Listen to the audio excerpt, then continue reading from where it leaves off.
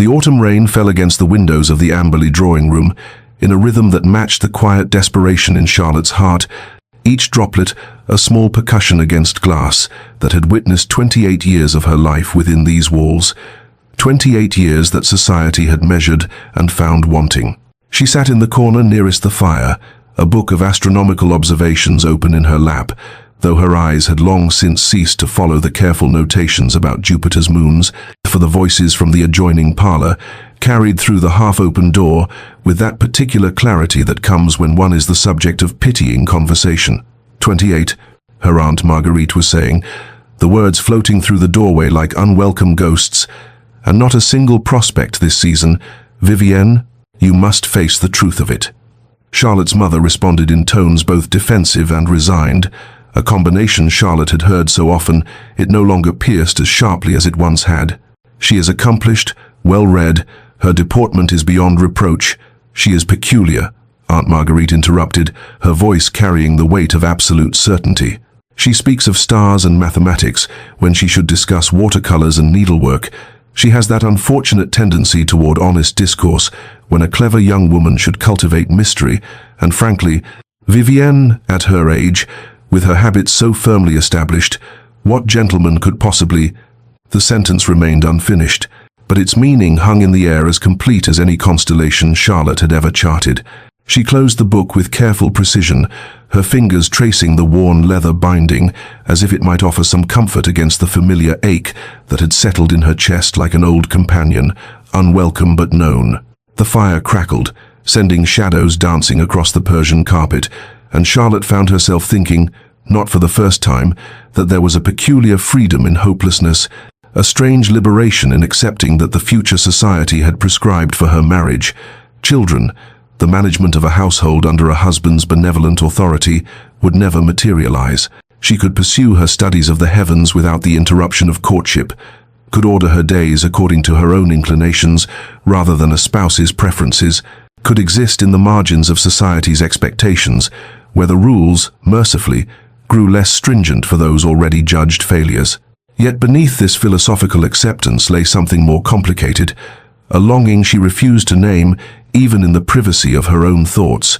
a wondering about what it might be to be truly seen, and to be chosen not despite her peculiarities, but because of them, to be loved for the precise qualities that made her unmarriageable in the eyes of the world. The rain intensified, and Charlotte rose from her chair, moving to the window where the grey London afternoon stretched before her like an uncertain promise,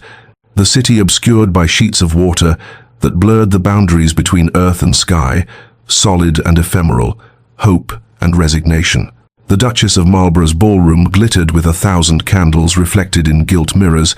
transforming the assembly into a kaleidoscope of silk and jewels, and of carefully orchestrated beauty, designed to facilitate the most important transaction of a young woman's life, and Charlotte stood at its periphery like a scholar observing a phenomenon she could catalogue but never truly join. She had perfected this position over the years,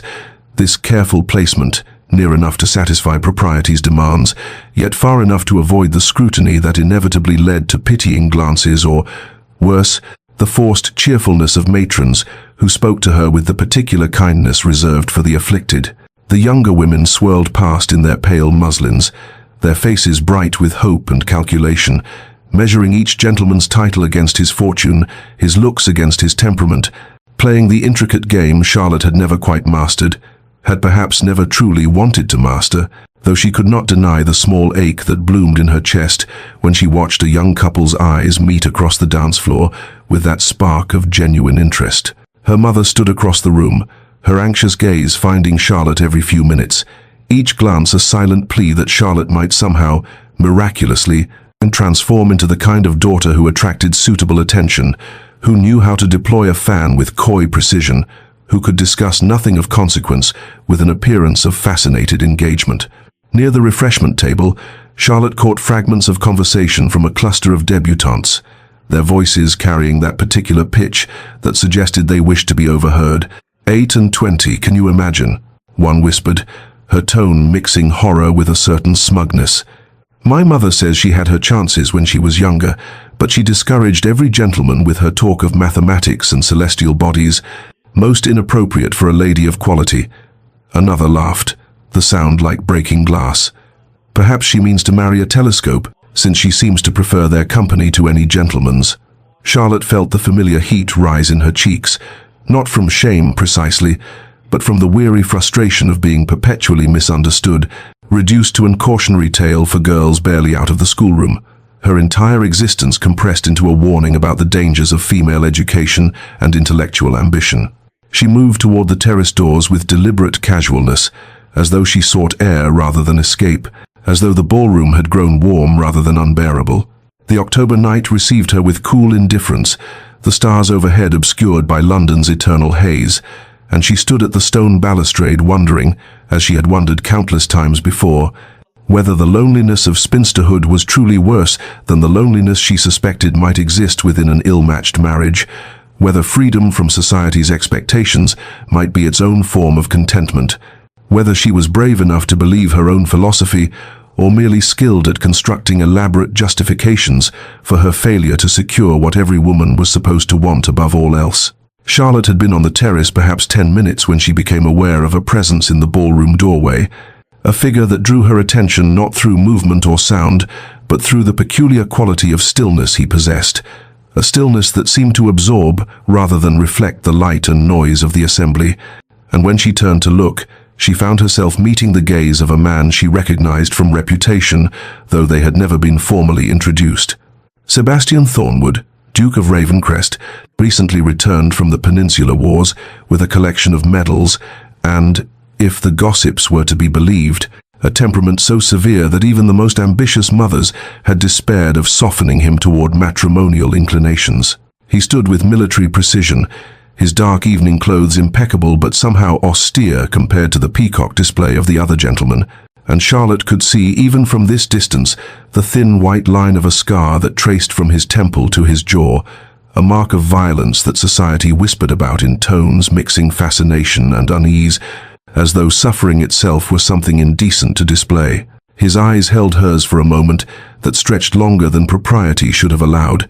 and Charlotte felt an unexpected flutter of something she could not quite name, not attraction precisely, for his face was too stern for conventional handsomeness, his bearing too forbidding for the kind of romance young women sighed over, but rather a sense of recognition, as though she were looking at another creature who existed at the margins of society's carefully orchestrated performance, another soul who had learned to stand apart. She turned back toward the garden, assuming the moment had been merely coincidental, that a man of his rank and consequence would have no interest in a spinster astronomer who had long ago exhausted her social value, but she heard footsteps approaching across the terrace stone, measured and deliberate, and then his voice, deeper than she had expected, roughened perhaps by years of shouting orders across battlefields, said,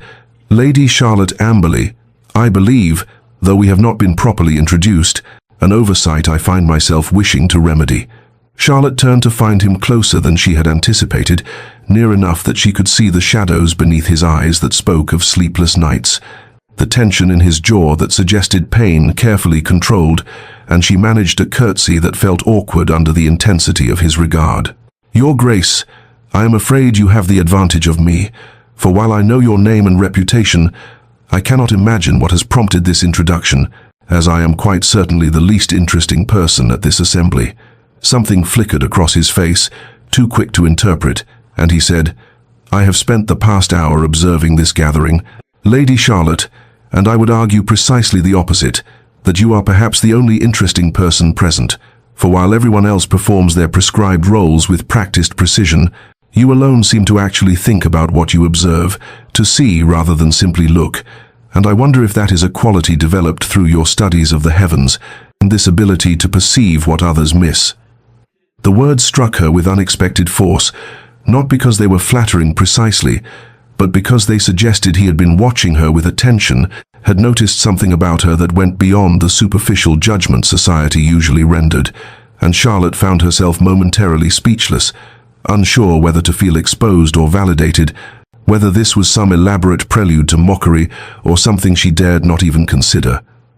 Before she could formulate a response, the Duchess of Marlborough appeared in the doorway with the unerring instinct of a hostess who senses the possibility of scandal, and the formal introduction was made with all proper ceremony, though Charlotte barely heard the words, too aware of the Duke's continued gaze, too confused by the strange intensity of this encounter that ended as abruptly as it had begun, when he bowed, murmured something about the pleasure of making her acquaintance, and withdrew back into the ballroom,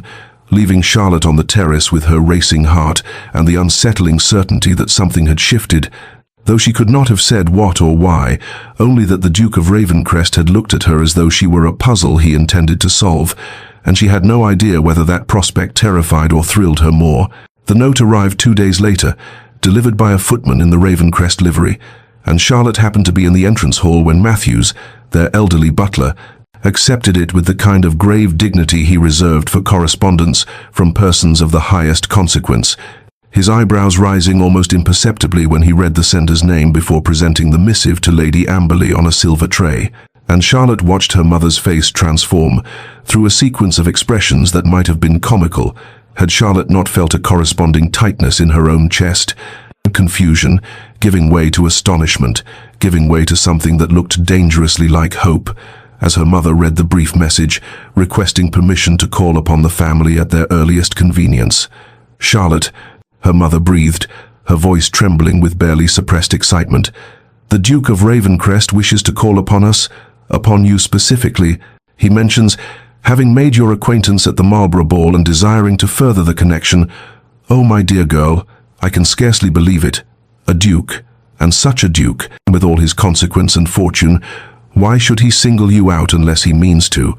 But I mustn't presume. Yet surely he would not request a formal call if his intentions were not serious. We must prepare the drawing room. We must ensure everything is perfect. Perhaps you should wear your blue silk. It brings out your eyes. Though of course it hardly matters what you wear when a gentleman is truly interested, but we must make the best impression possible. Charlotte felt as though she were watching the scene from a great distance, her mother's words washing over her in a tide of anxious optimism, while her own mind spun through a dozen possible explanations for the Duke's request, none of them particularly flattering to herself.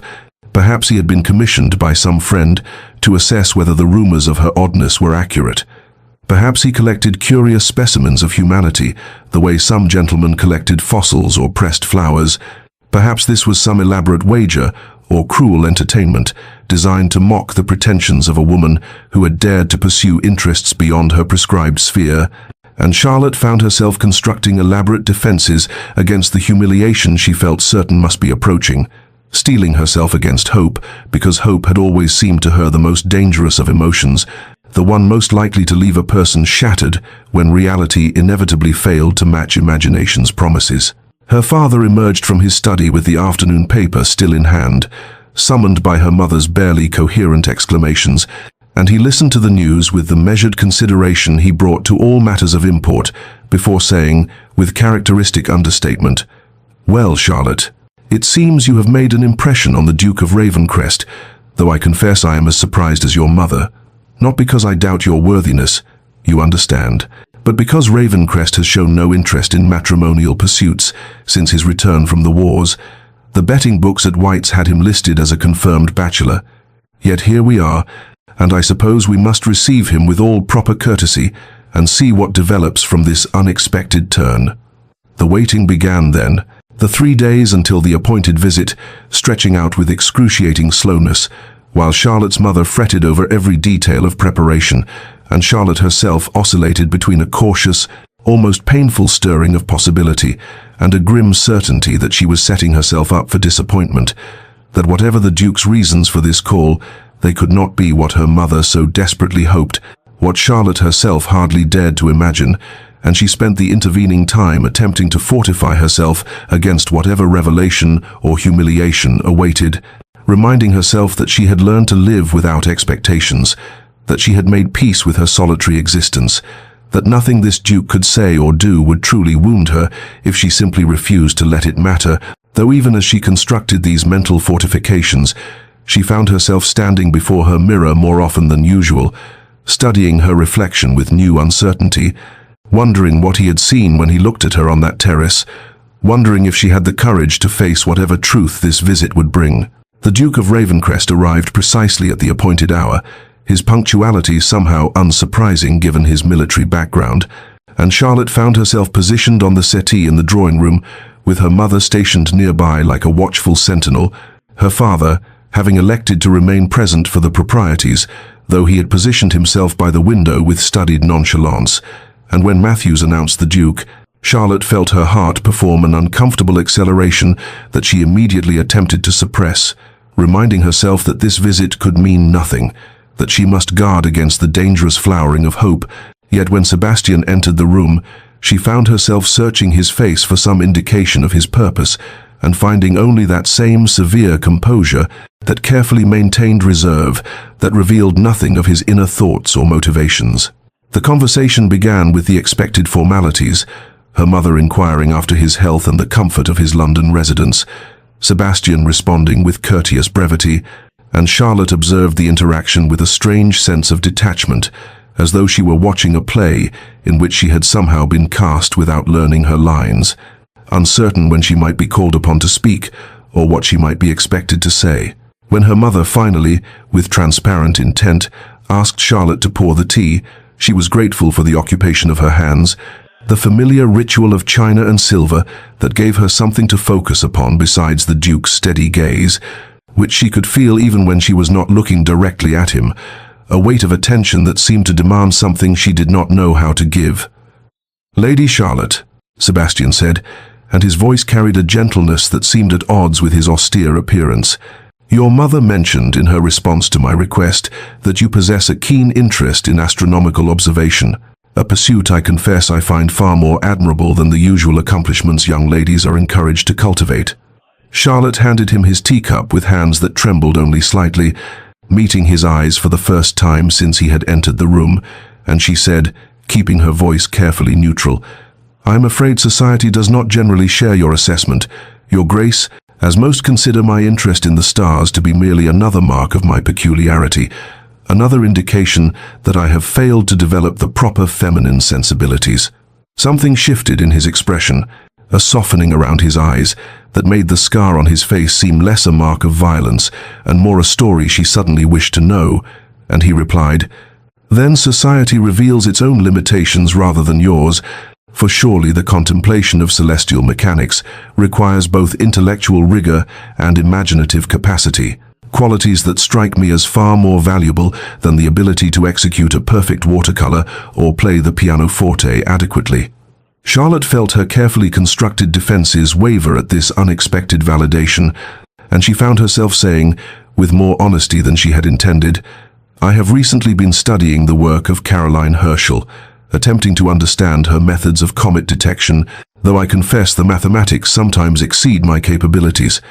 She had expected polite acknowledgement, perhaps a gentle redirection to safer topics, but instead, Sebastian leaned forward slightly, his attention sharpening, and he said, "Herschel's work is remarkable, particularly her systematic approach to sky surveys, though I wonder if you have encountered the same frustration I have with her published calculations, which seem to assume a level of prior knowledge that makes them difficult to follow without additional reference materials." The conversation that followed was unlike anything Charlotte had experienced in a social call,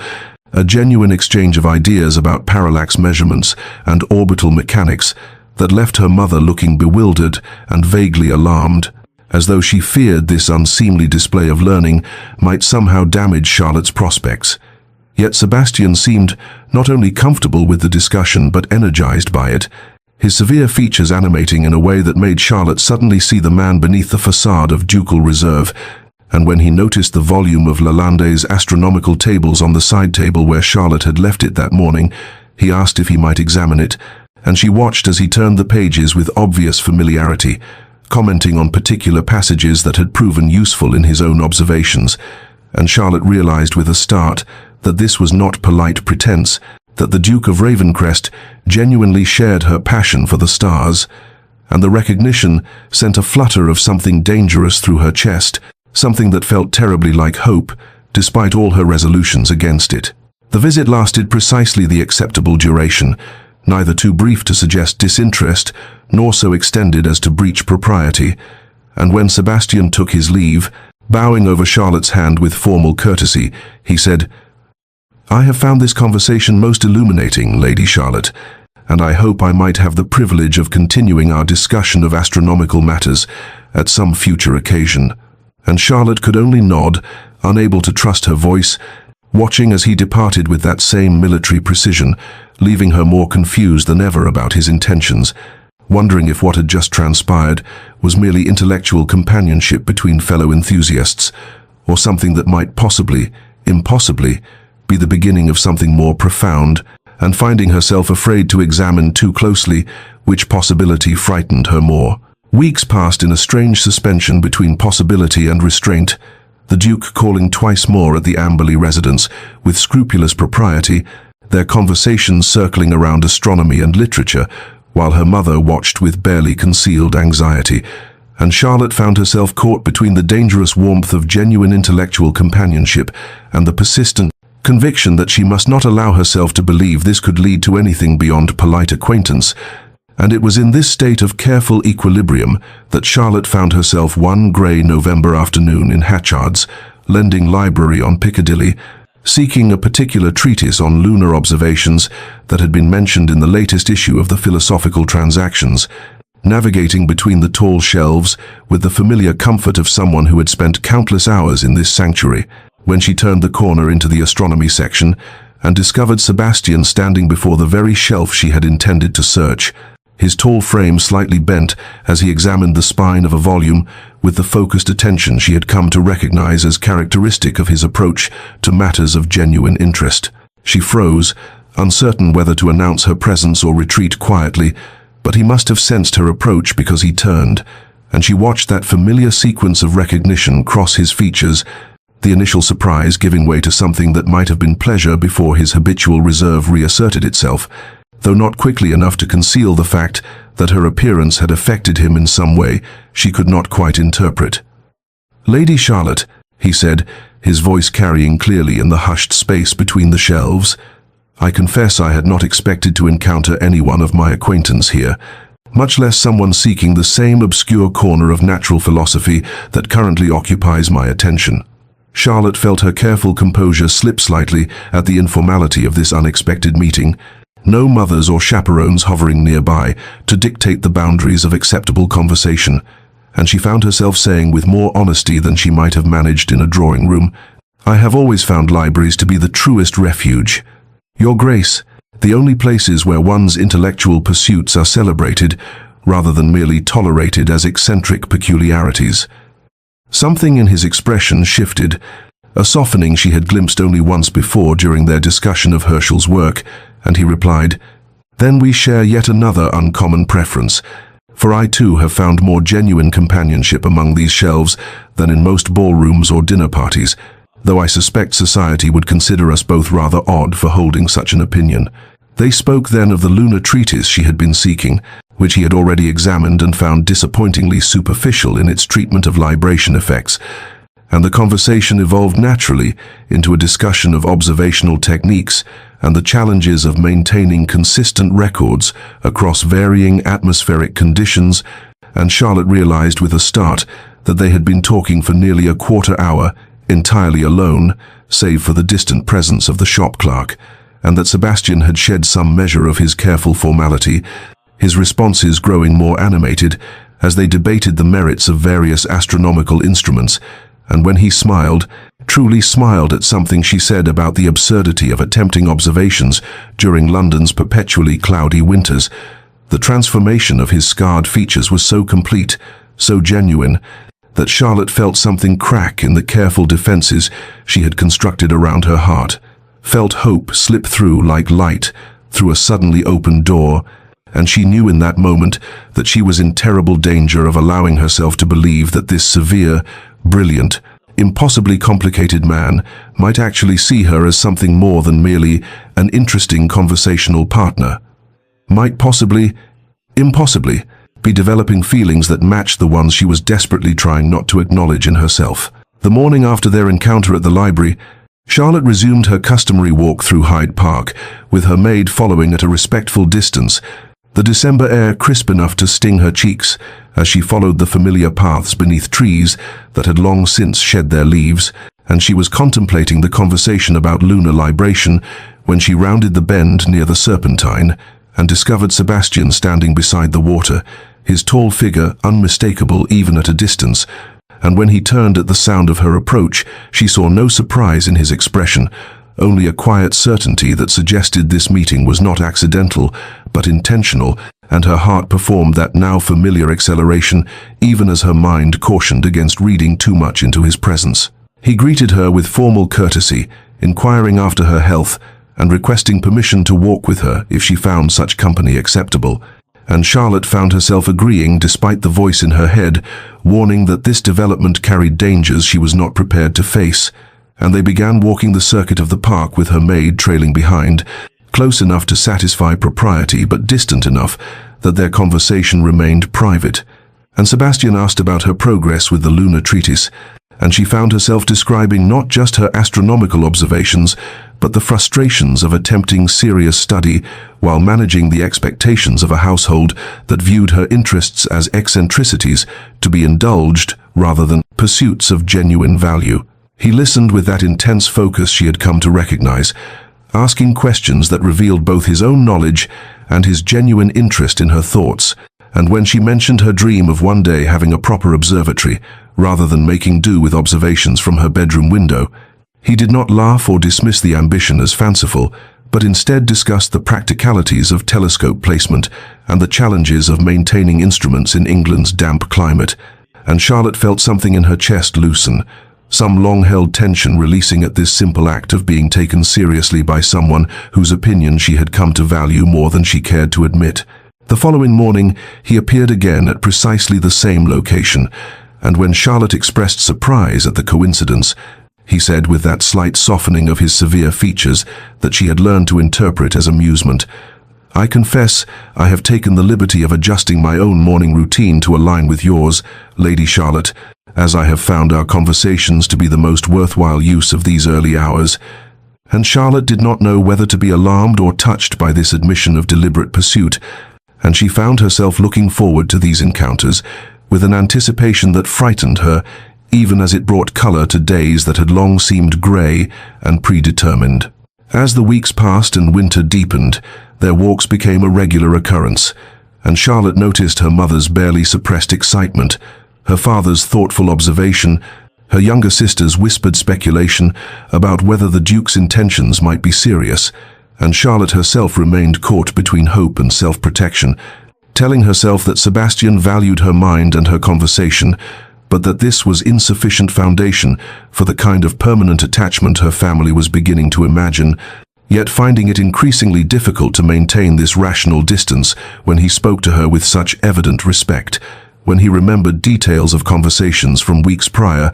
when he occasionally revealed small glimpses of himself, brief mentions of his years in the peninsula, his struggle to readjust to civilian life, his sense of being fundamentally altered by experiences that most of society could not begin to comprehend. And in those moments, Charlotte felt the dangerous pull of recognition and the sense that perhaps they were not so different after all. Two people shaped by their respective battles into forms that did not quite fit the mold society had prepared for them, and she began to wonder, despite all her cautions against such wondering, whether it was possible that Sebastian saw in her not just an intellectual companion but something more,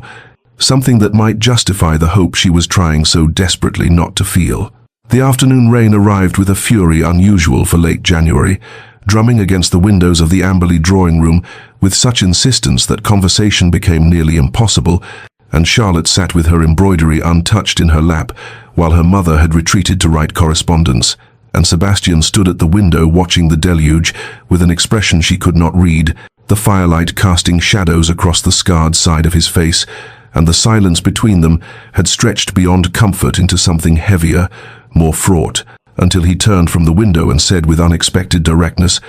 "I find I must speak plainly, Lady Charlotte, for I have spent too many years in circumstances where pretense could prove fatal, and I find myself incapable of maintaining the pleasant fictions that govern most social discourse." And Charlotte set aside her embroidery with hands that trembled slightly, sensing that whatever was about to pass between them would alter the careful equilibrium they had maintained these past months. He spoke then of the war, not with the rehearsed brevity that gentlemen employed when society demanded acknowledgement of their service, but with raw honesty about the mud and blood of the peninsula. The friends lost at Badajoz and Salamanca, the particular horror of surviving when better men had fallen,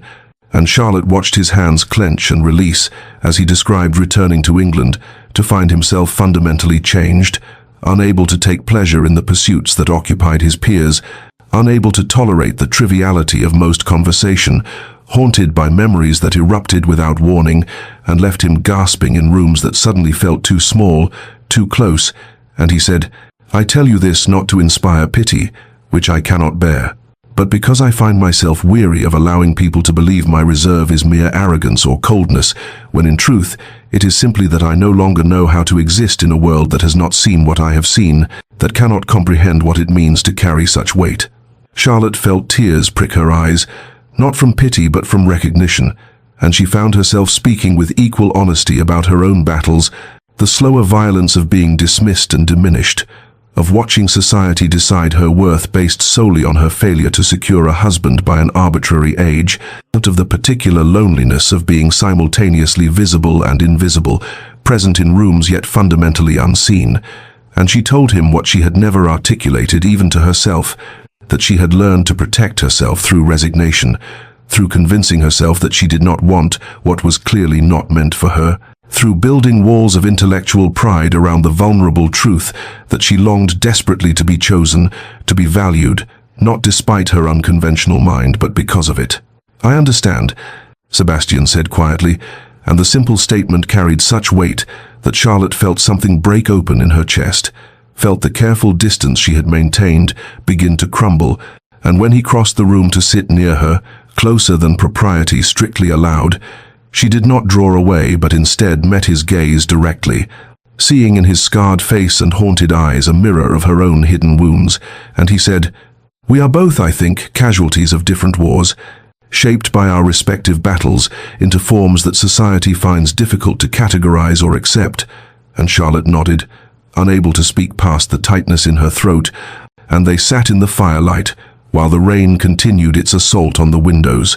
two damaged souls recognizing in each other not the promise of healing but something perhaps more valuable, the possibility of being truly seen and accepted without pretense or apology. And Charlotte understood in that moment that whatever happened next, this afternoon had irrevocably changed something between them, had created a bond of mutual understanding that transcended the careful boundaries of courtship and touched something far more fundamental and far more dangerous to the careful resignation she had cultivated for so many years. Spring arrived with unexpected gentleness, coaxing the Amberley garden into reluctant bloom, and Mrs. Amberley seized upon the mild weather as justification for a garden party, inviting a carefully selected group of acquaintances to admire the early roses and take refreshment on the terrace, and Charlotte suspected her mother's true motivation lay in providing Sebastian with yet another opportunity to demonstrate his continued interest before the watchful eyes of society, a suspicion confirmed by her mother's particular attention to Charlotte's appearance that morning, insisting she wear the pale green muslin that brought out the color of her eyes, and arranging her hair with more care than usual, and Charlotte submitted to these ministrations with a mixture of resignation and nervous anticipation, for she had sensed a shift in Sebastian's manner during their most recent encounters, a new intensity in his gaze, a particular weight to certain silences that suggested he was building towards something she both longed for and feared with equal measure. The party proceeded according to the predictable rhythms of such gatherings, guests exclaiming over the roses and the unseasonable warmth, her mother moving through the crowd with determined graciousness, while Charlotte remained largely on the periphery, exchanging pleasantries when required, but finding her attention drawn repeatedly to Sebastian, who stood in conversation with her father near the fountain, and she noticed how he periodically glanced in her direction, and when their eyes met across the garden, he gave an almost imperceptible nod before excusing himself from her father and moving purposefully toward her, and Charlotte felt her pulse accelerate as he approached, some instinct telling her that whatever was about to occur would prove significant beyond the ordinary parameters of a spring afternoon. He requested, with exquisite formality that somehow emphasized rather than diminished the weight of the moment, whether she might grant him a few moments of private conversation in the rose garden, away from the general gathering, and Charlotte agreed despite the sudden tightness in her chest. Despite the voice in her head, cataloguing all the ways this might end in humiliation or heartbreak, and they walked together along the gravel path that led to the enclosed garden, where her mother's prize roses bloomed in profusion, the scent almost overwhelming in the warm air, and her maid followed at a distance that satisfied propriety while allowing them the illusion of privacy. And when they reached the bench beneath the arbor, Sebastian did not immediately sit, but instead stood before her with an expression that combined determination and something that looked almost like vulnerability, and Charlotte found she could scarcely breathe as she waited for him to speak. "Lady Charlotte," he began, his voice carrying the same careful control he employed when discussing matters of great import. "I find myself in a position I had not anticipated when I returned to England last autumn, for I had convinced myself that certain experiences had rendered me unsuitable for the ordinary pursuits of civilian life, that the war had damaged me beyond repair for domestic happiness. Yet in these months of knowing you, I have come to understand that what I believed was damage was merely the shedding of tolerance for superficiality, for pretense, and for the empty performances that society mistakes for genuine connection." And Charlotte felt tears prick her eyes, even as her mind struggled to accept what his words seemed to imply, and he continued, speaking with increasing fervor about her remarkable mind, her courage in maintaining her authentic self, despite society's dismissive judgment, her refusal to diminish her intellect or her interests to accommodate others' expectations, and he said with devastating directness, "You have shown me that it is possible to exist in this world without compromise, without pretending to be less than what one is, and in your presence I have found not just intellectual companionship, but something I had ceased to believe possible, a sense of being truly seen and accepted without reservation or judgment." Charlotte tried to speak, to respond to this declaration that was reshaping everything she had believed about her future. But Sebastian raised a hand gently, requesting permission to finish, and he told her that he understood his attentions might be unwelcome, that she might have no desire to exchange her hard-won independence for the constraints of marriage, but that he needed her to know that his regard for her had transcended mere admiration and become something far deeper, something that made the thought of continuing through life without her seem unbearably bleak, and though he stopped short of an explicit proposal, his intention was unmistakable. And Charlotte stood frozen between terror and exhilaration, between the instinct to protect herself through rejection and the dangerous temptation to believe that perhaps, against all probability, she had found someone who valued her not despite her unconventional nature, but because of it, and in that rose-scented garden with spring blooming around them and her careful defenses crumbling, she felt the full weight of hope, terrifying and intoxicating in equal measure, and knew that whatever she said next would determine the entire course of her future. Charlotte's fragile hope lasted precisely 4 days before reality asserted itself in the formidable person of Lady Beatrice Thornwood, the Dowager Duchess of Ravencrest, who arrived at the Amberley residence on a Thursday afternoon with the announced intention of paying her respects, but whose tight-lipped expression and steely gaze suggested purposes far less courteous, and Charlotte's mother received her with anxious deference, while Charlotte herself felt a cold presentiment settle in her stomach as the dowager's eyes swept over her with obvious assessment and found her wanting, and the conversation proceeded with brittle civility until Mrs. Amberley was called away to attend to some household matter, leaving Charlotte alone with Sebastian's aunt, who wasted no time in dispensing with pretense and stated with devastating directness that she had come to discuss the unsuitable attachment her nephew had formed with a woman who was, to speak plainly, far too old to be considered a viable candidate for Duchess. For at 28, Charlotte was well past the age when childbearing could be considered reliable, and the Thornwood line required heirs, multiple heirs if possible, which a woman of Charlotte's advanced years could hardly guarantee. And furthermore, while the dowager acknowledged that Charlotte possessed a certain intelligence, she lacked the accomplishments and social graces that befitted the position of Duchess, having never been trained for such responsibilities, and having spent her years developing her mind rather than the skills necessary for managing a great household and navigating the complexities of high society. Charlotte listened with a composure that required every ounce of discipline she possessed,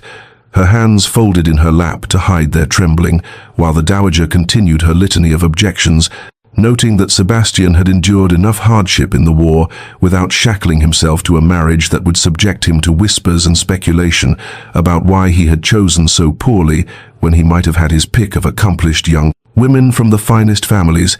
And though the dowager phrased her concerns as solicitude for Sebastian's welfare, Charlotte heard beneath the elegant language the unmistakable message that she was considered unworthy, insufficient, a source of potential embarrassment rather than pride. And when the dowager finally departed with a dismissive nod, Charlotte sat alone in the drawing room, fighting against the tears that threatened to overwhelm her carefully maintained control. And it was in this state that she found herself an hour later ascending the stairs, when she heard raised voices from her father's study, recognizing Sebastian's controlled baritone and his aunt's sharp tones, and she stopped on the landing, knowing she should not listen, yet unable to prevent herself from hearing the dowager's damning assessment repeated, hearing her own inadequacies enumerated with brutal precision. But then hearing Sebastian's response, his voice cutting through his aunt's objections with uncharacteristic heat as he declared that Charlotte's age was irrelevant, that her mind was worth more than a dozen accomplished young misses who could do nothing but simper and play indifferent pianoforte, that if his aunt believed he had survived the horrors of war only to enter a marriage based on breeding potential and social standing rather than genuine regard, then she understood nothing of what he had learned from watching men die for causes they barely comprehended. And Charlotte pressed her hand against the wall for support as she heard him defend her with a passion that made her chest ache. Yet even as her heart soared at his fierce advocacy, her mind was already working through the implications, understanding with terrible clarity that his association with her would subject him to exactly the kind of scrutiny and criticism that the dowager had articulated, that she would always be seen as the aging spinster who had somehow ensnared a duke, that his choice would be questioned and doubted. And in that moment, standing on the landing with her hand pressed against wallpaper she had known since childhood, Charlotte made a decision that felt simultaneously like self-sacrifice and self-preservation, recognizing that the kindest thing she could do for Sebastian, the truest expression of the regard she had developed for him, would be to release him from an attachment that would diminish rather than enhance his standing. And though the decision felt like tearing something vital from her chest, she knew with absolute certainty that she could not allow him to bind himself to her out of stubborn principle or misplaced honor when the world would judge him harshly for the choice, and she would spend their life together wondering whether he regretted his defiance of convention, whether he looked at younger women and thought of the heirs she might fail to provide, whether his defense of her masked a growing resentment that would poison whatever affection existed between them. Charlotte sent word the following morning requesting an audience with Sebastian, and when he arrived at the Amberley residence that afternoon, she could see in his expression that he knew something had shifted, that the careful progress they had made toward understanding was about to be disrupted, and she received him in the drawing room with her mother conveniently absent, having been persuaded that Charlotte needed to speak with the Duke privately on a matter of some delicacy, and Sebastian stood before her with that same controlled stillness he had exhibited during their first awkward meeting, as though bracing himself for a blow he had long anticipated, and Charlotte began with words she had rehearsed through a sleepless night, explaining with as much composure as she could summon that she had been giving considerable thought to their association, that while she valued his regard more than she could properly express, she had come to understand that continuing on their present course would be unfair to him, would subject him to precisely the kind of judgment and speculation that a man of his standing should not have to endure, and she watched his expression shift from wariness to comprehension, and then to something that looked remarkably like anger, though he remained silent as she continued, telling him that his aunt had made several valid points about the practical considerations of such a match, about the expectations that came with his position, about the advisability of choosing a wife who could fulfill the duties required of a duchess without the complications her age and unconventional nature would inevitably bring. And she was speaking faster now, desperate to finish before her courage failed, when Sebastian interrupted with a voice like winter frost and asked whether she was quite finished deciding his future for him, whether she had completed her assessment of what he should want and need and desire, and Charlotte faltered, startled by the barely contained fury in his tone, and he stepped closer, his eyes blazing with an intensity she had never witnessed in him before, and demanded to know whether she truly believed him so weak, so lacking in judgment, so susceptible to the opinions of others that he would abandon what he knew to be right and true simply because his aunt disapproved or because society might whisper, and Charlotte tried to explain that she was thinking of his welfare, of his happiness, but he cut her off with a sharp gesture and said that if she wished to refuse him, if she genuinely had no desire for his company or his regard, then she should say so plainly, and he would trouble her no further. But she should not insult them both by pretending that her rejection was somehow for his benefit, by framing her fear as self-sacrifice, and Charlotte felt tears burning in her eyes as she protested that it was not fear but realism, that she was 28 years old with no guarantee she could provide him with heirs, that she had no training in managing a great household, that she would always be the aging spinster who had somehow trapped a duke. And Sebastian moved closer still, so close she could see the scar that ran along his jawline, the one he had earned at Waterloo, and he said with devastating quietness that he had watched men die in muddy fields for abstract concepts of honor and duty, had seen them sacrificed to others' ideas of what was strategically necessary, and he would be damned if he allowed himself or Charlotte to be similarly sacrificed to society's expectations. And he reached for her hand, his touch sending heat through her entire body,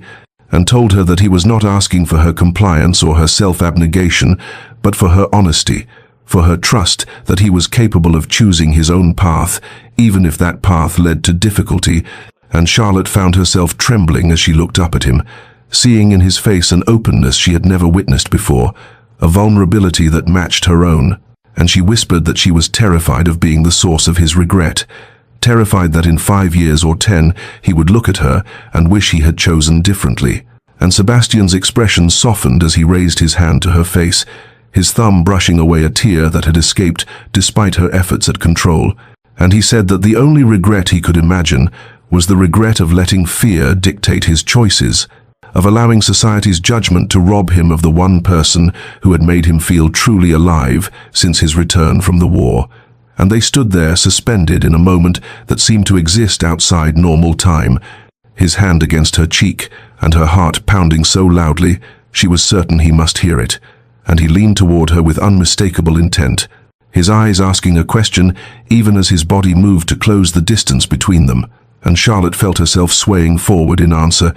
every rational objection dissolving in the face of overwhelming desire, and their lips were a breath apart when the drawing-room door opened abruptly, and her mother's voice called out an apology for the interruption, having forgotten her embroidery, and the moment shattered like dropped crystal, and Sebastian stepped back with visible effort, while Charlotte pressed her hand to her chest, as though she could physically slow her racing heart, and in the awkward aftermath of nearly consummated desire and her mother's oblivious chatter about the weather, Charlotte understood with absolute clarity that whatever decision she made about their future, it could no longer be based on abstract considerations of propriety or duty,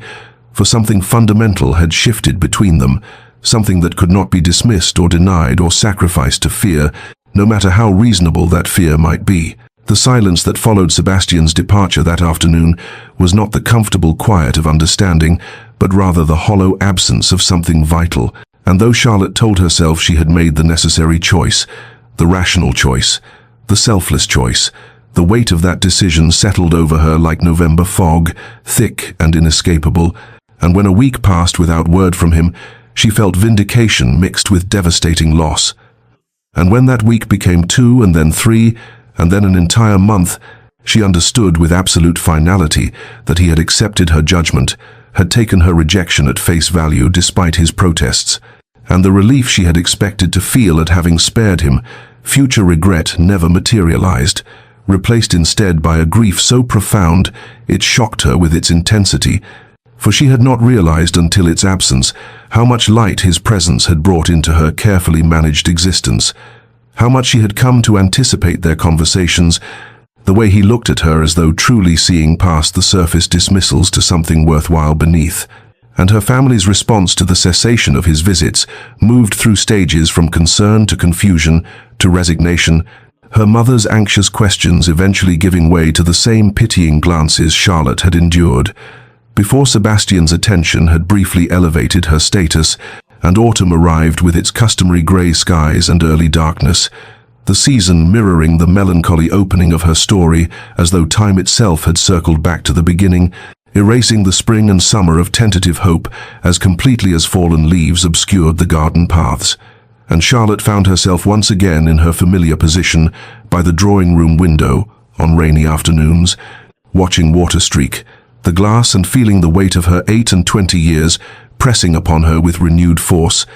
Except now, she carried the additional burden of knowing precisely what she had surrendered, and of understanding the difference between never having hoped and having tasted possibility, only to watch it dissolve. And she threw herself into her astronomical observations with almost desperate focus, spending long nights at her telescope recording the movements of celestial bodies with meticulous precision, as though the predictable mathematics of planetary orbits could somehow impose order on the chaos of human emotion. And when she encountered acquaintances at social functions, she endured their carefully neutral expressions and studied silences about the Duke with as much dignity as she could summon, understanding that the whispers had undoubtedly intensified, that the gossips were having a fine time speculating about what deficiency in her had finally revealed itself to drive away even the eccentric Duke of Ravencrest, and her mother made one attempt to broach the subject directly, asking gently what had transpired to end such a promising association. But Charlotte could not find words to explain that she had chosen this isolation deliberately, that she had calculated the cost of Sebastian's regard and found herself too expensive a purchase, and so she simply said that they had recognized their incompatibility and mutually agreed to discontinue the acquaintance, which was simultaneously true and the most profound lie she had ever told. And as October gave way to November and the social season began in earnest, Charlotte settled back into her role as permanent wallflower, with a resignation that felt both familiar and utterly foreign, for she had briefly imagined a different future, had allowed herself to envision standing beside Sebastian as his equal, rather than hovering at the margins of society as its peculiar specimen, and the return to her previous existence felt less like homecoming than exile,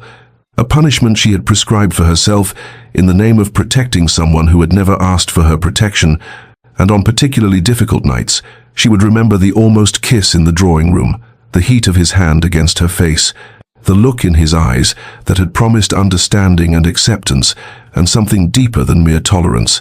And she would wonder whether she had made the right choice or merely the cowardly one, whether her self-sacrifice had been noble or simply another form of the fear that had governed so much of her life. But there was no retrieving the decision now, no way to undo the separation she had initiated, and so she bore the weight of her sacrifice in silence, while autumn deepened into early winter and the world continued its indifferent rotation without regard for the breaking of one spinster's heart. The invitation arrived on a grey December morning, when Charlotte had largely ceased expecting anything beyond the predictable rhythm of her diminished social obligations, and she stood in the morning room holding the heavy cream paper with its royal seal, reading the formal script that commanded her presence at a reception to be held at St. James's Palace in honor of visiting foreign dignitaries, and her first instinct was to decline, to plead illness or family obligation, or any excuse that might spare her the ordeal of appearing before the assembled nobility as a specimen of failure. For surely everyone who attended would know of the Duke of Ravencrest's brief and inexplicable interest in the aging spinster Charlotte Amberley, would recall how that interest had evaporated as mysteriously as it had begun, and she could already imagine the pitying glances and carefully averted eyes, the whispered conversations that would pause when she approached, and yet even as she considered ways to avoid the summons, she understood that one did not simply refuse a royal invitation without compelling cause, that to do so would bring greater shame upon her family than attending could possibly inflict, and so she showed the invitation to her mother, who responded with a complex mixture of excitement at the honor and anxiety about what it might mean. Whether this was some cruel social test, or perhaps an opportunity for Charlotte to demonstrate that she had survived her brief elevation and subsequent fall with dignity intact, and the weeks that followed were consumed with preparation, with the selection of an appropriate gown that would be neither too modest nor too presumptuous, with her mother's endless instructions about proper behavior in the Queen's presence, with Charlotte's own mounting dread as the date approached, and she found herself lying awake at night contemplating the various ways the evening might unfold, imagining herself standing alone while couples swirled past her in the dance,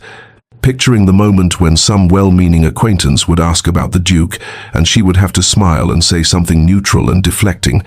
and as her maid dressed her on the evening of the reception, fastening the pearl buttons of her ice blue silk gown and arranging her dark hair in an elaborate style that seemed far too youthful for her years, Charlotte looked at her reflection and saw a woman playing at belonging to a world that had made its judgment of her long ago, and the journey to the palace in the family carriage felt like a procession toward execution, her father making awkward attempts at encouragement while her mother fretted about protocol. And when they finally arrived and joined the stream of elegantly dressed nobility ascending the palace steps, Charlotte felt herself withdrawing inward, assembling the armor of detached observation she had perfected over years of social survival, telling herself that this was merely one more ordeal to endure, one more evening of pretending that society's assessment of her worth had no power to wound. And as they passed through the magnificent doors into the glittering entrance hall with its soaring ceilings and crystal chandeliers, Charlotte assumed her customary role as witness rather than participant, prepared to observe the evening's pageantry from her familiar position at the margins, never imagining that she was walking not toward another performance of invisible spinsterhood, but toward the transformation of her entire existence. The reception hall at St. James's Palace blazed with candlelight from dozens of crystal chandeliers, their reflected brilliance dancing across gilded walls and polished marble floors, and Charlotte stood near one of the towering columns that lined the perimeter of the vast room, watching the assembled nobility move through the elaborate choreography of court presentation with practiced grace, their jewels catching the light as they bowed and curtsied before the Queen, who sat upon a raised dais at the room's far end, with an expression of benevolent authority, and Charlotte had positioned herself as she always did at such gatherings, close enough to observe propriety, but sufficiently removed to avoid the necessity of forced conversation, her parents having drifted toward acquaintances after ensuring she was adequately situated, and she found herself cataloguing the familiar faces, recognizing the same families who had populated every significant social event of her adult life, the same young women who had married and produced children, while Charlotte remained perpetually unchanged, and the room hummed with conversation and laughter, with the rustle of silk and the murmur of diplomatic exchanges. And Charlotte felt herself becoming almost invisible in the way she had perfected, her stillness rendering her unremarkable amid so much movement and color, and she told herself that she would endure this evening, as she had endured countless others, would smile when necessary, and speak when addressed, and count the hours until she could return to the solitude of her own room, and she was contemplating whether it might be possible to slip away early, without causing offense, when a shift in the crowd's energy made her glance toward the entrance, and her heart, which had been beating with the dull rhythm of resignation, suddenly seemed to stop entirely. For there across the expanse of glittering assembly stood Sebastian Thornwood, Duke of Ravencrest, his tall figure unmistakable even at distance, dressed in formal black that emphasized the breadth of his shoulders and the severity of his bearing, and he was scanning the room with obvious purpose, his gaze moving across the sea of faces with methodical intensity, and Charlotte pressed herself closer to the column as though she might somehow avoid detection, as though making herself smaller might prevent the inevitable moment when he would see her, and she felt panic rising in her chest, a desperate desire to flee warring with the paralysis that held her frozen in place, for she had spent 2 months constructing a careful equilibrium around his absence, had learned to function despite the constant ache of loss, and seeing him now threatened to shatter the fragile composure she had assembled. And then his eyes found hers across the crowded room, and the world seemed to narrow to just that connection, that recognition that passed between them like an electric current, and she saw something in his expression that she could not name, something that looked almost like determination mixed with vulnerability, and to her absolute shock, he began moving toward her, not quickly but with steady purpose, parting the crowd with his presence, and Charlotte could not move, could not breathe, and could only stand there watching him approach, while her mind raced through impossible explanations for why he would seek her out after months of silence,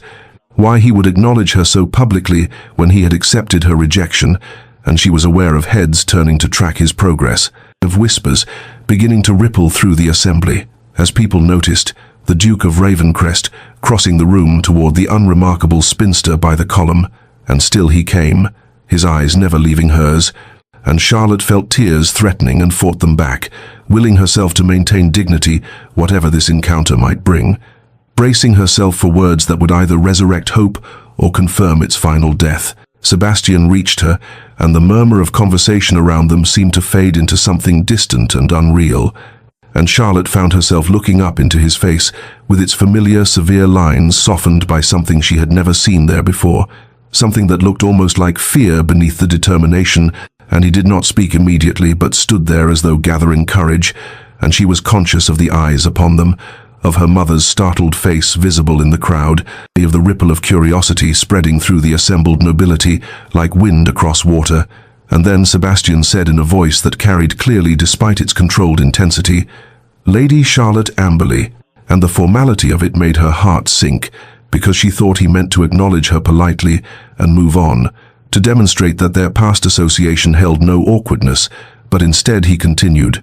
"I have spent 2 months in the greatest misery of my life, which is saying considerable given that I have survived warfare and loss, and I have come here tonight with the Queen's gracious permission to speak words that should have been spoken long ago, words I was too proud and too foolish to say when you attempted to sacrifice your own happiness for my supposed benefit." And Charlotte felt the ground seem to shift beneath her feet, felt her carefully constructed composure beginning to crack, and she wanted to speak, to stop him, and to prevent whatever was about to happen, because the hope rising in her chest was too painful to bear if it proved false. But he was still speaking, his voice growing stronger. "You believed you were doing me a kindness by releasing me from obligation, but you understood nothing if you thought my regard for you was born of duty, or that it could be dismissed by your nobility." And now people were openly staring, conversations dying away entirely as the assembly realized something unprecedented was unfolding, and Charlotte saw from the corner of her eye that even the Queen had turned her attention to them, that the entire glittering court had become audience to this moment, and Sebastian took a step closer, near enough that she could see the emotion blazing in his eyes, and he said with a passion that seemed to strip away every vestige of his usual reserve, "You are the most brilliant woman I have ever encountered, the only person who has ever seen past the scars and the title to the man beneath, who has spoken to me of stars and mathematics and the movements of celestial bodies as though I were a fellow scholar rather than a duke, who has made me laugh when I thought I had forgotten how, who has shown me that there is more to life than duty and survival." And Charlotte felt tears spilling down her cheeks despite every attempt at dignity, felt her heart breaking and mending simultaneously, and she was dimly aware of gasps rippling through the crowd, of her mother's hand pressed to her mouth, of the unprecedented nature of a duke declaring himself so publicly to a woman society had dismissed as past her bloom, and Sebastian's voice dropped slightly, but lost none of its intensity as he said, "I love you, Charlotte Amberley, not despite your 28 years, but because of all that those years have made you, and I have come before the Queen and this assembled court to declare that truth, because you deserve nothing less than absolute certainty of my regard." The silence that followed Sebastian's declaration seemed to stretch across eternity, and Charlotte stood trembling with tears streaming freely down her face, her hands pressed to her chest as though to contain the heart that threatened to burst from the force of its beating, and she watched through blurred vision as Sebastian, this proud duke who had commanded men in battle and carried himself with such rigid control, lowered himself to one knee before her in full view of the Queen and the entire assembled court, and the gesture was so unexpected, so utterly unprecedented in its public vulnerability, that a collective gasp swept through the hall like wind through trees, and Charlotte felt her breath catch as he looked up at her with an expression of such raw emotion that it stripped away every defense she had ever constructed, and he said in a voice that shook despite his obvious effort at steadiness, "I am not worthy of you, Charlotte Amberley, though I will spend my life attempting to become so, for you possess a brilliance of mind and spirit that society in its foolishness has failed to recognize. And I stand before you and before God and our sovereign not as a duke making a gracious offer to a woman of lesser station, but as a man humbled and awed by the extraordinary person you are, asking if you might possibly consent to accept my most ardent devotion." And he reached into his coat and withdrew a ring that caught the candlelight, a band of gold set with a deep blue sapphire surrounded by small diamonds, arranged in a pattern that Charlotte recognized with a start of wonder as the constellation Cassiopeia, and Sebastian said with something almost like pleading in his voice, "Will you marry me, Charlotte? Not because society expects it or duty demands it, but because I love you with every fiber of my being, and cannot imagine facing another day without you beside me." And Charlotte tried to speak, but found her voice had abandoned her entirely, tried to form words through the tears and the overwhelming surge of emotion that threatened to pull her under, and she was aware of the entire court holding its breath, of her mother weeping openly in the crowd, of the Queen leaning forward slightly on her throne with an expression of unmistakable approval, and Charlotte looked down at Sebastian kneeling before her with his heart laid bare, and felt something fundamental shift in her understanding of herself, felt years of internalized shame and resignation beginning to crack and fall away like old paint from a restored masterpiece, and she realized that his love was asking her to see herself as he saw her, to accept that she was not too old or too plain or too scholarly, but rather exactly right, exactly enough, exactly herself. And with trembling hands she reached down to touch his face, her fingers tracing the scar along his jaw that she had come to love because it was part of his story, part of what had made him into the man who could see her truly. And she felt her voice returning, felt strength flowing back into her limbs, and she said with increasing clarity, "Yes, Sebastian Thornwood, I will marry you, not because you are a duke or because society has given its blessing, but because you have shown me what it means to be valued for one's true self, because you have taught me that love is not diminished by age or enhanced by youth, but is rather built on recognition and respect and genuine regard." And as he slipped the ring onto her finger with hands that shook slightly, and as he rose to his feet and took her hands in his with a grip that spoke of desperate relief and overwhelming joy, the entire court erupted into applause that echoed off the gilded walls, and Charlotte saw through her tears that the Queen herself was smiling and nodding approval, that this unprecedented public proposal had received the highest possible endorsement. And when Sebastian pulled her close and pressed his forehead to hers, when he whispered words meant only for her ears about love and forever and coming home, Charlotte felt herself transformed not into someone new, but into someone finally, fully herself. The applause that filled the great hall seemed to wash over Charlotte like waves breaking upon a shore, and she stood there with Sebastian's hands clasping hers and felt the reality of what had just transpired, beginning to settle into her consciousness, and she saw that the Queen had risen from her throne and was approaching them with an expression of unmistakable approval, and Charlotte found herself sinking into a curtsy despite the trembling in her limbs, while Sebastian bowed deeply, and Her Majesty said in a voice that carried clearly, "We are most pleased to witness such a declaration of genuine affection, for it does our heart good to see merit and character valued above the shallow considerations that too often govern matrimonial arrangements." And the Queen's endorsement seemed to ripple through the assembled nobility like a stone cast into still water. And Charlotte watched as expressions shifted from shock to approval, as those who had moments before been whispering about the unprecedented nature of the proposal now nodded sagely, as though they had expected nothing less. And her mother appeared at her side with tears streaming down her face, embracing Charlotte with a fervor that spoke of years of worry finally released, and her father stood nearby with an expression of profound relief mixed with something that looked almost like vindication, and even Sebastian's aunt, the formidable Dowager Duchess, who had so vehemently opposed their connection, approached with a stiff dignity and said grudgingly, "It appears I was mistaken about certain matters, and I trust you will both accept my felicitations." And though her tone suggested the words cost her considerable effort, Charlotte recognized the gesture for what it was and responded with gracious acceptance, because she understood that some victories lay not in triumph, but in allowing others to retreat with dignity intact. The remainder of the evening passed in a blur of congratulations and well-wishes, of curious glances and whispered speculation, and Charlotte found herself repeatedly touching the ring on her finger as though to confirm its reality, tracing the constellation pattern that Sebastian had chosen with such thoughtfulness, and she caught his eye across the crowd multiple times and saw in his expression a mixture of relief and joy and possessive tenderness that made her heart race. And when they were finally able to steal a moment alone in a quiet corridor away from the celebration, Sebastian pulled her close and said in a voice rough with emotion,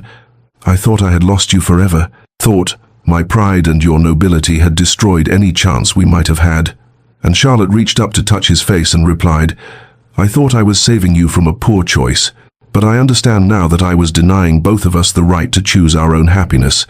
And he kissed her then, with a desperation that spoke of the 2 months they had spent apart. And when they finally separated, he rested his forehead against hers and said, "We begin the wedding preparations tomorrow, for I will not risk losing you again through delay." And Charlotte laughed through her tears and agreed. And in the days that followed, the announcement appeared in every newspaper and became the topic of countless drawing room conversations. And Charlotte's mother threw herself into planning with an enthusiasm that bordered on frenzy, and Sebastian proved remarkably patient with the endless discussions of flowers and guest lists and appropriate venues, though he insisted firmly that the ceremony take place within 3 months because he said he had already waited long enough for his happiness. And Charlotte found herself swept along in the preparations while simultaneously marveling at how completely her life had transformed, how she had moved from resigned spinsterhood to celebrated bride in the span of a single evening. And yet what moved her most deeply was not the change in society's regard, but rather the quiet moments she shared with Sebastian, the conversations about their future together, the growing intimacy of understanding that developed as they planned not just a wedding, but a life built on mutual respect and genuine affection. The morning of Charlotte's wedding dawned clear and bright, with spring sunlight flooding through the windows of her chamber, where she sat before the mirror and watched her maid arrange her hair with practiced hands, and she felt a curious calm settle over her that was so different from the nervous anticipation she had imagined feeling on such a day. For this was not the frantic hope of a young girl seeking society's approval, but rather the steady certainty of a woman who had chosen and been chosen in return. And when her mother entered the room with tears already gathering in her eyes and said, "You look beautiful, my darling," Charlotte understood that the transformation her mother perceived was not in the elegant gown of ivory silk or the simple wreath of orange blossoms in her hair, but rather in the way Charlotte held herself, in the quiet confidence that radiated from her bearing, in the knowledge that she was walking toward a future built on genuine regard rather than desperate compromise. The ceremony was to take place in Westminster, for Sebastian had insisted that their union deserved such recognition, and as Charlotte's carriage approached the ancient church, she saw that crowds had gathered to witness the wedding of the Duke of Ravencrest to the woman he had so publicly proclaimed his equal, and she felt her pulse quicken not with fear but with a profound awareness of the moment's significance, of how far she had traveled from that autumn afternoon when she had overheard her family's pitying conversation and resigned herself to permanent spinsterhood. And when she stepped from the carriage and took her father's arm, he squeezed her hand and said with gruff emotion, "I am proud of you, Charlotte, proud of the woman you have become, and proud that you waited for a man worthy of your exceptional nature." And his words brought tears to her eyes because she understood that he saw her clearly at last. He saw past society's narrow definitions to recognize her true value. The interior of Westminster was magnificent, with sunlight streaming through stained glass windows and casting patterns of colored light across the assembled guests. And Charlotte walked down the aisle with measured steps and saw Sebastian waiting at the altar with an expression of such profound emotion that it made her breath catch. And she noticed how he stood straighter as she approached, how his eyes never left her face, how his hands trembled slightly when she placed hers in his. And the Archbishop began the ceremony with traditional words about the sacred nature of matrimony. But Charlotte was aware primarily of Sebastian's presence beside her, of the warmth of his hands clasping hers, of the way he looked at her as though she were the only person in the entire cathedral. And when the time came for their vows, Sebastian spoke in a voice that rang clear and strong, promising to honor and cherish her, to value her mind as much as her heart, to build with her a life based on mutual respect and genuine partnership. And Charlotte felt tears streaming down her face as she made her own promises, speaking of love that sees truly, of companionship that honors individual spirit, of a future they would create together, unbounded by society's limited imagination. And when the Archbishop pronounced them married and Sebastian kissed her with tenderness and barely restrained passion, Charlotte understood that this moment represented not an ending to her story of being overlooked and dismissed, but rather the true beginning of a life in which she would finally fully be seen and celebrated for exactly who she was. And as they walked back down the aisle together as husband and wife, as the congregation applauded and church bells rang out across London, Charlotte felt a profound sense of rightness settle into her bones, a certainty that she had not settled or compromised, but had rather waited with patience until love found her in its truest form. 3 years had passed since Charlotte had spoken her vows in Westminster, and the autumn evening found her standing in the observatory that Sebastian had constructed for her on the grounds of the Ravencrest estate, her hands adjusting the brass telescope that pointed toward the darkening sky, while behind her she heard the sound of footsteps approaching and knew without turning that it was her husband, for she had learned to recognize the particular cadence of his walk, the way he moved with quiet purpose through the spaces they now shared, and when he reached her side he placed a gentle hand on the small of her back and said, "The stars are particularly bright tonight," and she smiled and replied, "Venus is visible just there, near the horizon," and he looked through the eyepiece she had positioned and made a sound of appreciation, and Charlotte felt the familiar warmth of contentment settle over her as she stood beside him in the gathering darkness, for this was the life they had built together. These quiet moments of shared discovery, interspersed with the fuller rhythms of running an estate and raising the daughter who even now could be heard laughing somewhere in the gardens below, where her nursemaid supervised her evening play, and Charlotte thought about how society had once proclaimed her hopeless at 28, how they had whispered about her unmarried state with pitying glances and knowing smiles, and yet here she stood at 31, with a husband who valued her mind as much as her heart, with a daughter who would grow up seeing her mother's intellectual pursuits celebrated rather than dismissed, with the publication of her astronomical observations in the Royal Society's journal, bringing her a recognition that would have seemed impossible in those dark days before Sebastian had entered her life. And she noticed how Sebastian had softened over these 3 years, how the severe lines that war had carved into his features had eased into something gentler, how he laughed more readily now and smiled without the hesitation that had once marked his expressions. And when he pulled her close and said, "Come inside, soon, for the night grows cold and I would have you warm beside me," she heard in his voice the deep affection that had replaced his initial formal reserve. And she promised to join him shortly after completing her observations, and as he walked back toward the house, she turned once more to her telescope and thought about how love had found her, not when she was young and desperate for society's approval, but rather when she had learned to value herself, when she had developed the strength to recognize genuine regard and the courage to accept it despite her fears. And through the observatory window, she could see the lights of Ravencrest Manor glowing warm against the darkness, could hear the distant sound of her daughter's laughter mixing with Sebastian's deeper voice as he scooped the child up and carried her inside. And Charlotte understood with profound certainty that patience had brought her not to resignation but to joy, that waiting had allowed her to find not just any marriage, but the right one, built on foundations of mutual respect and authentic connection that would sustain them through all the years to come. Later that same evening, Charlotte stood at the window of their bedchamber, watching the stars emerge one by one against the deepening darkness, while Sebastian sat by the fireplace reading correspondence, and she thought about how this quiet domestic scene would have seemed impossible to her younger self, who had sat in her family's drawing room, listening to pitying conversations about her unmarried state, and she understood now that the timing of love's arrival mattered far more than society had ever acknowledged. For if Sebastian had appeared in her life when she was 18, and desperate for approval, she might have accepted him out of relief rather than genuine recognition, might have shaped herself to fit his expectations rather than standing firm in her own worth.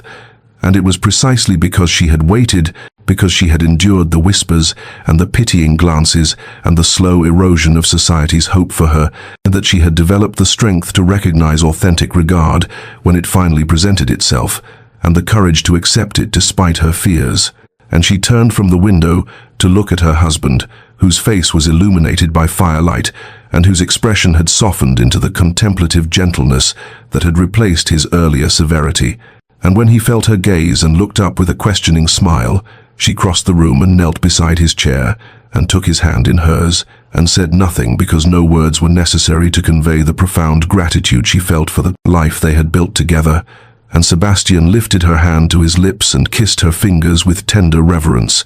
And Charlotte thought about all the young women who even now sat in drawing rooms across London, believing themselves failures because they had not married by society's arbitrary deadline, and she wished she could tell them that patience was not resignation, that waiting for genuine connection rather than accepting convenient compromise was not weakness, but rather the truest form of courage, and she wished she could show them that worth was not determined by how quickly one secured a marriage proposal, but rather by the depth of character one developed while learning to value oneself, independent of society's approval. Dear listener, perhaps you too have felt the weight of time's passage, have heard the whispers that suggest your moment has passed, have struggled against the fear that waiting means losing, and if so, then let Charlotte's story remind you that love which arrives in its proper season brings with it a depth and authenticity that rushed connections can never achieve. For it is only when we have learned to value ourselves that we can recognize those who truly see us, only when we have developed the strength to stand alone that we can choose partnership from a place of wholeness rather than desperate need. And though society may impose arbitrary timelines and pronounce verdicts on those who do not conform to expected patterns, the truth remains that each person's journey unfolds according to its own necessary rhythm, and what appears to be delay may actually be preparation. What seems like failure may actually be the cultivation of wisdom that will allow you to recognize and accept genuine love when it finally appears. And so, if you find yourself waiting while others around you seem to move forward with ease, if you struggle against the fear that your time has passed and happiness has eluded you permanently, then remember that Charlotte too believed herself hopeless at 28, believed the whispers, and accepted society's dismissal of her worth. And yet patience brought her not to resignation but to joy, not to compromise, but to a love built on foundations of mutual respect and authentic recognition that sustained her through all the years that followed. And may you too find the courage to wait for connection that honors your true worth. May you develop the wisdom to distinguish between convenient compromise and genuine partnership. May you trust that your story unfolds according to its own necessary timing. And may you find peace in knowing that love, which arrives when you are ready to receive it, brings with it a depth and beauty that makes all the waiting worthwhile. And until that moment arrives, may you rest well knowing that your worth is not determined by society's narrow measures, but rather by the fullness of spirit you carry within you. And may you find comfort in the quiet certainty that patience, though difficult, ultimately leads not to loss, but to the truest form of happiness. This story was brought to you by Enchanting Escapes, where timeless tales of love and transformation await. And if Charlotte's journey has touched your heart, please share this story with someone who needs to hear that their worth is not diminished by waiting, that genuine love arrives in its own perfect time, and that patience ultimately brings us not to resignation, but to joy beyond measure.